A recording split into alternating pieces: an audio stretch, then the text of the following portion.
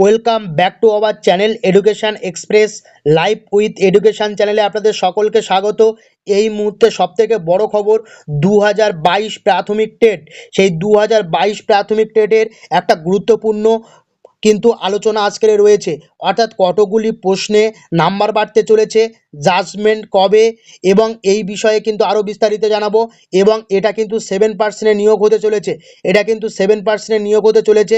সমস্ত ব্যক্তিরা, যে সমস্ত স্টুডেন্টরা অর্থাৎ তারা পাশ করে আছেন, অর্থাৎ ওবিসি কোটায় পাশ করে আছেন, তাদের যদি ওবিসি সার্টিফিকেট বাতিল হয়ে যায় তাদের কিন্তু এই সার্টিফিকেট ক্যান্সেল হওয়ার একটা বড় সম্ভাবনা কিন্তু রয়েছে। তো যাদের যাদের নাম্বার একটু কম আছে, ধরুন 88 87 এই নাম্বার পেয়ে পাশ করেছেন, তাদের কিন্তু 90 পেরে জেনারেলে কিন্তু আপনারা বসতে পারবেন।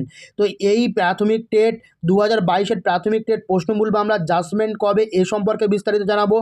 21 তারিখে জাজমেন্ট কি হলো, 21 তারিখে আলোচনা কি হলো কোর্টের মধ্যে সেটা জানাবো। এবং এছাড়া কি বোর্ডের তরফ থেকে কি বললেন, 3 নম্বর হচ্ছে কি কি প্রমাণ দেখাতে হলো, একটা ভুল হলে রিপোর্ট কি ক্যান্সেল না বায়াসড হবে, সেটা কি রিপোর্ট কি ভুয়ো, এটা কি প্রমাণিত হতে কত নম্বর সম্ভাব্য বাড়তে পারে, সম্ভাব্য প্রশ্নবলী নাম্বার বাড়তে পারে কোন প্রশ্নগুলো, সেগুলোও নিয়ে কিন্তু আজকের বিস্তারিত ব্যাখ্যা থাকছে। তো 2022-এর প্রাথমিক টেট যারা প্রশ্নভুল মামলার সঙ্গে যুক্ত রয়েছেন বা যুক্ত নেই, এখানে যতটুকু জানা যাচ্ছে প্রশ্নভুল মামলায় যদি নাম্বার বাড়ে সেক্ষেত্রে কিন্তু সবার ক্ষেত্রে বাড়ার কিন্তু একটা সম্ভাবনা রয়েছে।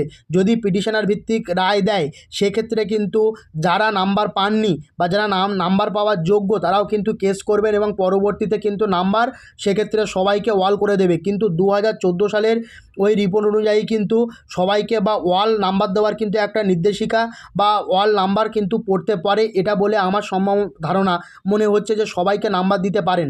তো এই প্রশ্নবুল মামলার জাজমেন্ট 21শে জুলাই কী সাবমিশন করলো, 21শে জুলাই যে সাবমিশনটা হলো সেই 21শে জুলাই সাবমিশনে দেখা গেছে যে পর্ষদের তরফ থেকে কিন্তু উকিল উপস্থিত ছিল, কিন্তু পিটিশনারদের পক্ষ থেকে একজন অর্থাৎ ফিরদৌস শামীম মহাশয় যিনি উকিল ছিলেন তিনি কিন্তু ওই দিন উপস্থিত থাকতে পারেননি, যার জন্য ওই মামলাটা কিন্তু পিছিয়ে দেওয়া হয়েছে 18ই আগস্ট।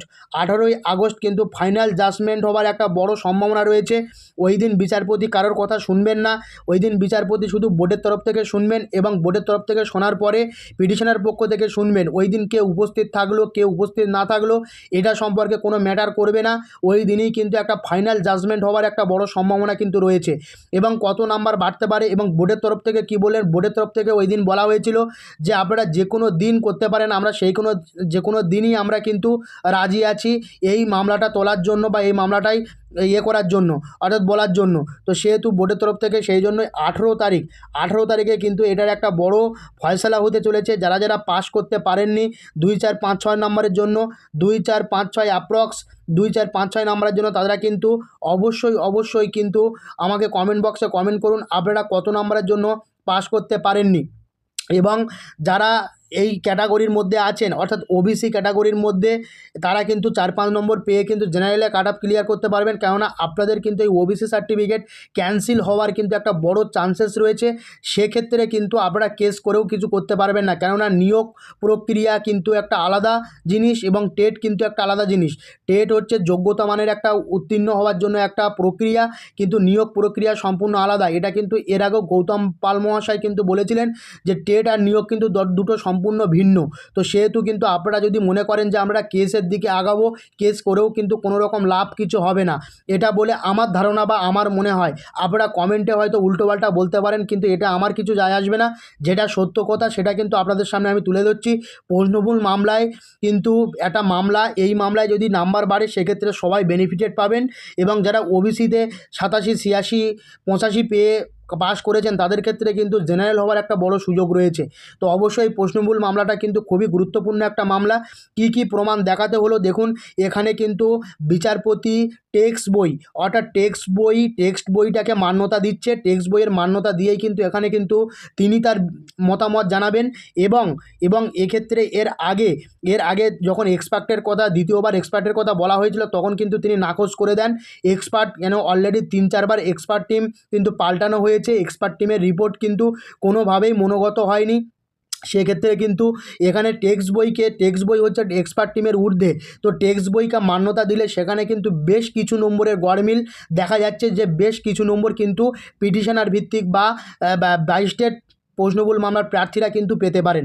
তো সেক্ষেত্রে কিন্তু একটা ভুল হলেও কিন্তু রিপোর্ট কিন্তু ক্যান্সেল হওয়া সম্ভব। যদি একটা ভুল দেখাতে পারে সেক্ষেত্রে কিন্তু রিপোর্ট বায়াসড বা ভুয়ো বলে কিন্তু পরিচয় বা ভুয়ো বলে পরিচিত হতে পারে। সেক্ষেত্রে কিন্তু যে ক্ষেত্রে 27টা কোশ্চেন হয়েছে, এই 27টা বা 24টা কোশ্চেনের নাম্বার কিন্তু দেওয়া যায়, কিন্তু বিচারপতি সেটা করবেন না কোনোভাবেই। কেন 24টা একটা পরীক্ষায় 24টা নাম্বার বা 27টা নাম্বার দেওয়া একটা কোনো পক্ষেই সম্ভব নয়। সেক্ষেত্রে কিন্তু আরও জটিলতা সৃষ্টি হতে পারে। তো যে কটা এক্সপার্ট টিম অর্থাৎ এক্সপার্ট রিপোর্ট অনুযায়ী যে একটা প্রশ্ন নিয়ে প্রবলেম ছিল, যে প্রিন্টিং এরর, সেই প্রশ্নটাই কিন্তু সবাই নাম্বার পেতে চলেছেন যতটুকু ধারণা। এবং যে টেক্সট বই, সেই টেক্সট বই থেকে কোন কোন প্রশ্নগুলোকে নেওয়া হচ্ছে সেই প্রশ্নগুলোও কিন্তু আলোচনা করব। সম্ভাব্য কত নম্বর বাড়তে পারে, দেখুন সম্ভাব্য যেটা বলা যায়, সম্ভাব্য মিনিমাম 6 থেকে 7 নম্বর, প্রায় অ্যাপ্রক্স 6 থেকে 7 নম্বর, প্রায় 6 থেকে 7 নম্বর কিন্তু বাড়ার একটা সম্ভাবনা রয়েছে। এই 6 থেকে 7 নম্বর বাড়ার সম্ভাবনার সাথে সাথে কোন প্রশ্নগুলো নাম্বার বাড়তে পারে সেটা আমরা একবার দেখে নেব।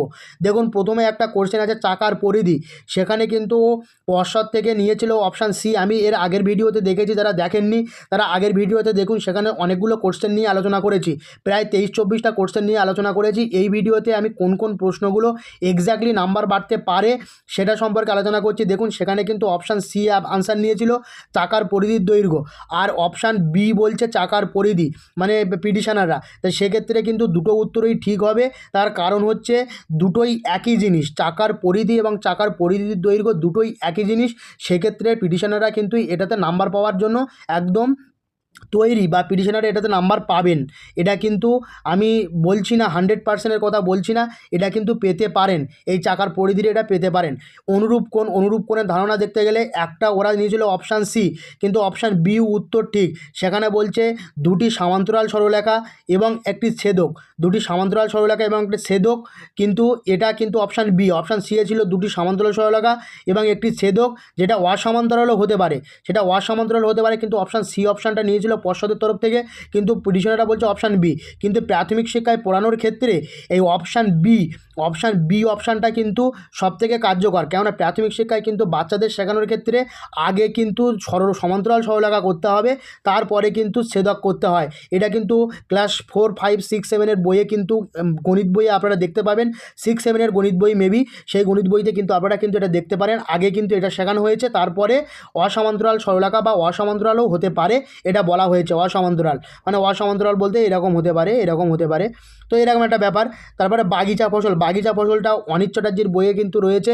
সেখানে কিন্তু পর্ষদের তরফ থেকে নিয়েছিল ও চা কফি, এই পর্ষদের তরফ থেকে নিয়েছিল গম, ধান গম নিয়েছিল মেবি, না আম লিচু নিয়েছিল, বাগিচা ফসল হিসাবে আম লিচু নিয়েছিল, আম লিচু। আর এর ক্ষেত্রে কিন্তু নেবেন বাগিচা ফসল হিসাবে চা কফি কিন্তু বলছেন, অনেকে বলছেন চা কফি, কিন্তু অনিক চ্যাটার্জির বইয়ে চা কফি দেওয়া রয়েছে।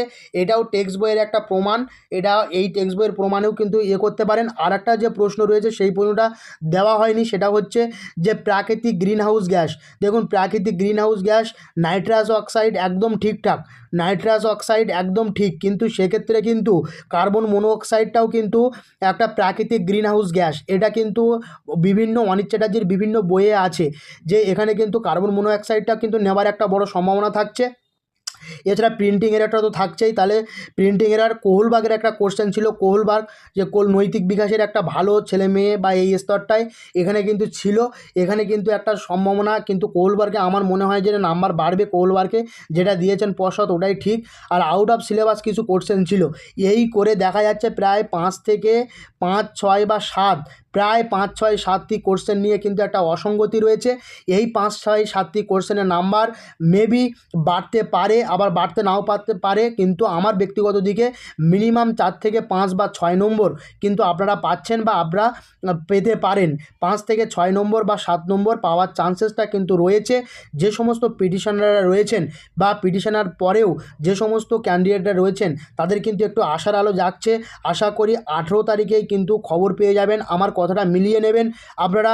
18 তারিখ কিন্তু ফাইনাল জাজমেন্টের পরে কিছু নাম্বার হলেও কিন্তু বাড়তে চলেছে, এটা কিন্তু একদম জেনুইন বলবো না, কিন্তু কিছু নাম্বার বাড়বে, সেটার কিন্তু প্রমাণ টেক্সট বই থেকে যদি করা হয় তাহলে কিন্তু প্রপার 3 থেকে 4 নম্বর কিন্তু বাড়ার একটা সম্ভাবনা।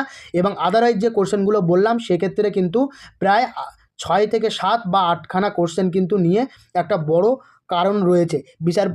দেখা যাক এখন বিচারপতি 18 তারিখ তার মতামত কী দেন। তো আশা করি পিটিশনারদের পক্ষেই যাবে, এইটাই আশা করি। কেননা অনেক ছেলে মেয়ে তারা 1, 2, 3 নম্বর 4 নম্বরের জন্য কিন্তু পাস করতে পারেননি, তারা কিন্তু এই নাম্বারের জন্য পাস করতে না পারার জন্য তাদের কিন্তু আক্ষেপ রয়ে গেছে। কেননা পর্ষদ যেটা করেছে সেটা খুব খারাপ করেছে। কেননা টেক্সট বই তারা একটা পড়েছে, অন্যরা যেটা পড়েছে, কিন্তু এখানে তর্ক বিতর্কের জায়গা চলে আসবে। অনেকেই কিন্তু কমেন্টে এসে তর্ক বিতর্ক করবে যে না কোনো কোশ্চেনের ভুল নেই, কিন্তু আদারওয়াইজ দেখা যাচ্ছে কোশ্চেনে ভুল আছে। তারা পাস করে গেছেন বলেই তারা নিজেদের যে কম্পিটিশান বাড়াতে চায় না বলে তারা কিন্তু বলছে কোনো প্রশ্নে ভুল নেই। কিন্তু যখন নিজের ক্ষেত্রে এই সমস্যাটা হতো তখন কিন্তু নিজে বলতো যে না এই প্রশ্নটাই ভুল ছিল। তো এগুলো আর্গুমেন্ট হবে, আর্গুমেন্টে বহুত কিছু উঠে আসবে। আমি আর্গুমেন্ট চাই না, আমার যেটা মনে হয়েছে আমি বলছি। আপনাদের কি মতামত অবশ্যই কিন্তু কমেন্ট বক্সে জানান। তো যদি ভিডিওটি ভালো লেগে থাকে অবশ্যই কিন্তু লাইক দিয়ে যাবেন। আর যদি চ্যানেলে নতুন হয়ে থাকেন চ্যানেলটিকে সাবস্ক্রাইব করে পাশে থাকা বেল আইকনটি প্রেস করে রাখবেন, যাতে এরকম নতুন ভিডিওর তথ্য আপনাদের সামনে প্রথমেই চলে আসে। সাবস্ক্রাইব করতে কিন্তু একটা টাকা লাগে না, নতুন আপডেট পাবেন, এরকম প্রচুর আপডেট কিন্তু আপনারা পেতে থাকবেন। অবশ্যই কিন্তু চ্যানেলটিকে সাবস্ক্রাইব করে বেশি করে এই ভিডিওটি পিটিশনার থেকে শুরু করে বিভিন্ন জায়গায় ছড়িয়ে দিন। তো আজ এই পর্যন্ত, পরবর্তী কোনো ভিডিওতে আপনাদের সঙ্গে আবার দেখা হচ্ছে।